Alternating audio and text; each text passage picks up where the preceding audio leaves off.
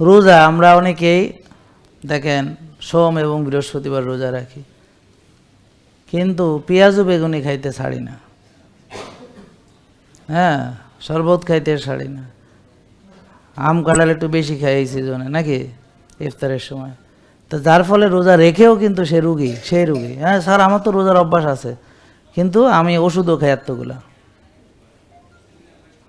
দেখেন অনেকেই আছে সোম বৃহস্পতি রোজা রাখে, কিন্তু তবুও সে এতগুলো ওষুধ খায়। কেন?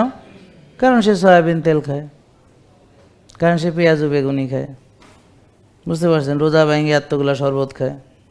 হ্যাঁ, আছে না এরকম? সারা কি পিপাসা লাগছে, কপ কপ করে গিলতে আছে শরবত,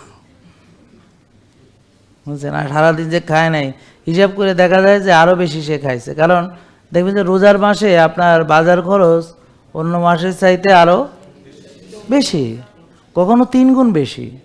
তার মানে রোজার মাসে 3 গুণ বেশি খাইছে।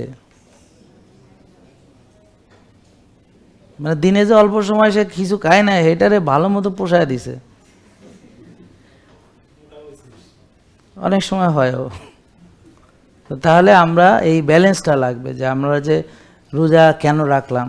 কোষ খালি করার জন্য। তো রোজা রেখে যদি কোষ বেশি ভরাট করে ফেলি, তাহলে সেই রোজা দিয়ে আমি যে রোজার বেনিফিট সেটা তো পাচ্ছি না। আর তাকওয়া অর্জনও হচ্ছে বলে আমি মনে করি না, কারণ তাকওয়া অর্জন মানে রোজার আসল মর্যাদা যেটা, সেটা তো এখানে অক্ষুণ্ণ থাকে না। সে এখানে তো আরেকটা সেই রসনা বিলাসের মতোই আমরা দেখি, এখানে তো সেই রোজার সৌন্দর্য তো দেখা যায় না। জেকে লাইফস্টাইল, ওষুধ মুক্ত সুস্থ জীবন।